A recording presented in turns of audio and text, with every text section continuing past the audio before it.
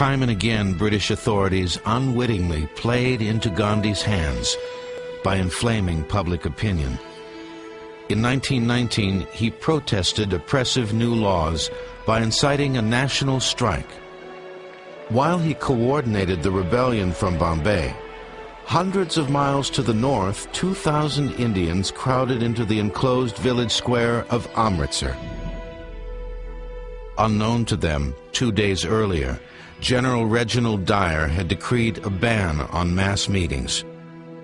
Without warning, Dyer marched 50 Indian troops into the square and ordered them to open fire with rifles and Gatling guns. For 10 minutes, the soldiers cut down the trapped and terrified crowd, killing 379 people and wounding over 1,000. The only reason he stopped firing was they ran out of ammunition. He said if he had more ammunition, they would have still gone on firing into the crowd, firing to kill the people. His ambition was to teach the Indians a lesson, that they cannot defy the British and get away with it. Dyer followed the massacre by issuing an infamous crawling decree. Local Indians had two choices: get down on their bellies and wriggle like worms, or be flogged to death.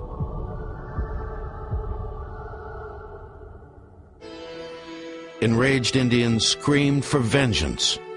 With a population advantage of 4,000 to 1, they could have executed the white foreigners in a matter of days.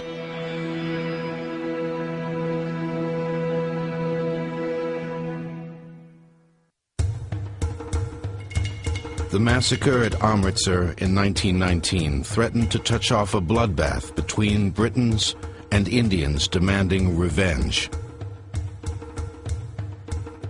Gandhi stepped in and he said, no, we cannot be to the British what General Dyer has been to us. We have to show them that we can rise beyond that kind of hate. He never allowed anybody to consider the British to be enemies. He said they are not our enemies. They are our friends, and they need to be liberated as much as we need to be liberated. Over the next 3 years, Gandhi transformed the Indian nationalist cause into a mass movement.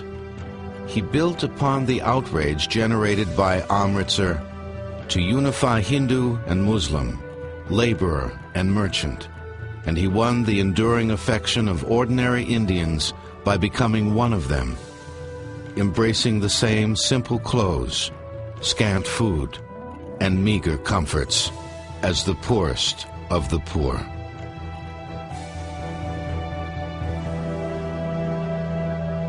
To promote self-reliance, he exhorted Indians to wear their traditional simple white cloth and to spin it themselves. Western-made clothes were cast off into giant bonfires.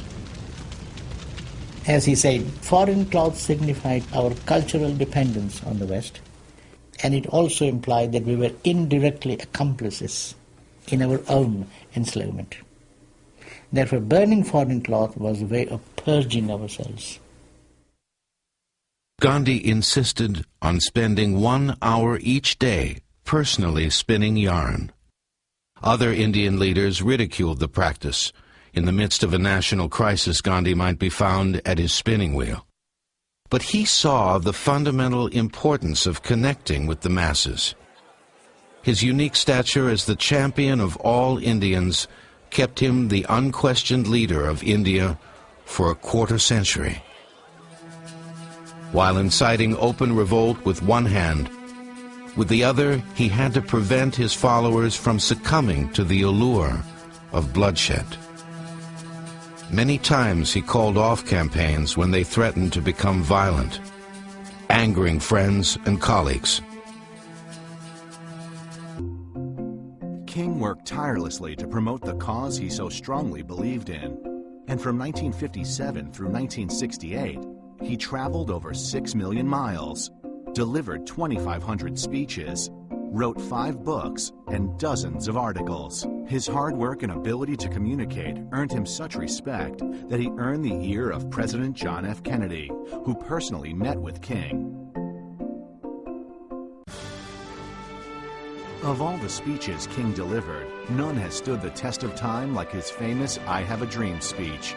Symbolically delivered from the steps of the Lincoln Memorial in 1963, in front of 250,000 people, both black and white. King had become such a force in America that he was named Time Magazine's Man of the Year in 1963. A nice achievement indeed, but it paled in comparison when in 1964 he became the youngest man ever to win the Nobel Peace Prize. I have a dream that one day this nation will rise up and live out the true meaning of its creed. We hold these truths to be self-evident, that all men are created equal. I have a dream that one day on the red hills of Georgia, sons of former slaves and the sons of former slave owners will be able to sit down together at the table of brotherhood. I have a dream. My 4 little children will one day live in a nation where they will not be judged by the color of their skin, but by the content of their character. I have a dream today.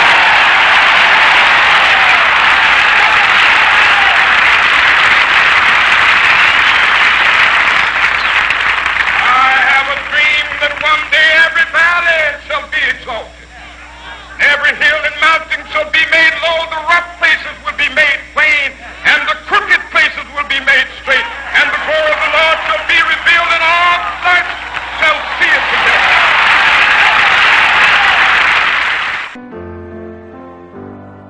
In 1960, 2 years after Toda's death, Ikeda, then 32, succeeded him as president of the Soka Gakkai. Under his leadership, the movement embarked upon a period of international expansion. Ikeda is a proponent of dialogue as the foundation for peace. Since the 1970s, he's pursued dialogue with leading thinkers around the world in cultural, educational, and political fields. He has crisscrossed the globe to conduct citizens' diplomacy. Amidst Cold War tensions, he called for the normalization of relations between Japan and China. To foster dialogue and solidarity for peace, Ikeda has founded a range of independent institutes that promote cross-cultural exchange and understanding. His firm faith in the infinite potential of each individual has also led him to establish the Soka educational system, from kindergarten to university level. The central tenet of Ikeda's thought is the fundamental sanctity of life. Ikeda holds that global peace relies ultimately on a self-directed transformation within the life of the individual. This belief is expressed in a passage of his best-known work, The Human Revolution. A great inner revolution in just a single individual will help achieve a change in the destiny of a nation, and further, will enable a change in the destiny of all humankind.